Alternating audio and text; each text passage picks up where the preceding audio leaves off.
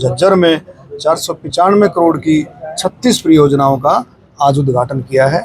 और इससे पहले भी आपने देखा हो, इससे पहले भी माननीय उप मुख्यमंत्री जी ने लगभग 115 करोड़ रुपए की योजनाओं का, किसी का जो काम कंप्लीट हो गया था, किसी के काम को शुरुआत की थी।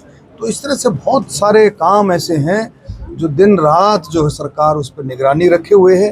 प्रशासन की पूरी निगरानी है। प्रशासन जैसे ही, मैं कहता हूँ, प्रशासन जैसे ही अपनी रिपोर्ट बना करके भेजता है डिस्ट्रिक्ट एडमिनिस्ट्रेशन, तुरंत हरियाणा सरकार उन परियोजनाओं को मंजूरी दे देती है। बाढ़ जो है, पानी, बारिश, ग्लेशियर का फटना, ये प्राकृतिक आपदाएं हैं, ये प्राकृतिक सिस्टम, नेचुरल सिस्टम, इस पर किसी का कंट्रोल नहीं होता। लेकिन सरकार बहुत मुस्तैदी से, आप देखें हथनी कुंड बैराज में जो पानी है वो तो छोड़ा ही जाएगा ना, उसको तुम स्टोर नहीं कर सकते, नदियों में जाएगा वो पानी, वो नहरों में नहीं जा सकता, वो नदियों में पानी जाएगा। तो पानी जो छोड़ा जाता है, वो आपको याद होगा 1977 में झज्जर में बाढ़ आई थी। 1977 में हम छोटे छोटे थे जब देखते थे। तो जब बाढ़ आई उसके बाद बहुत अच्छे तरीके से बाढ़ के इंतजामात किए गए।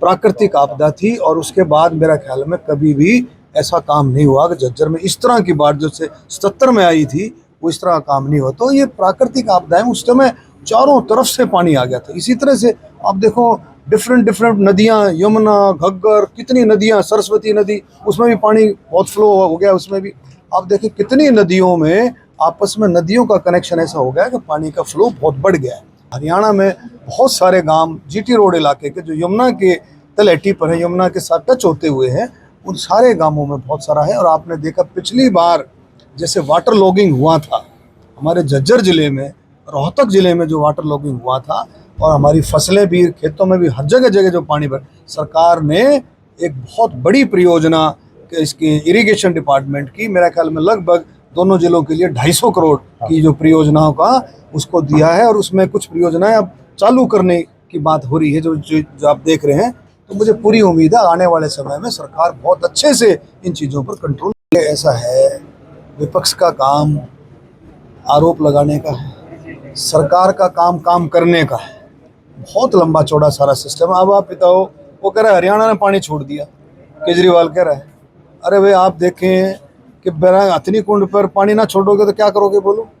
आप पूछो, आप साइंटिस्टों से पूछो, इंजीनियरों से पूछो, क्या करोगे? तो पानी तो छोड़ना पड़ेगा ना, उसका रास्ता तो बनाना पड़ेगा।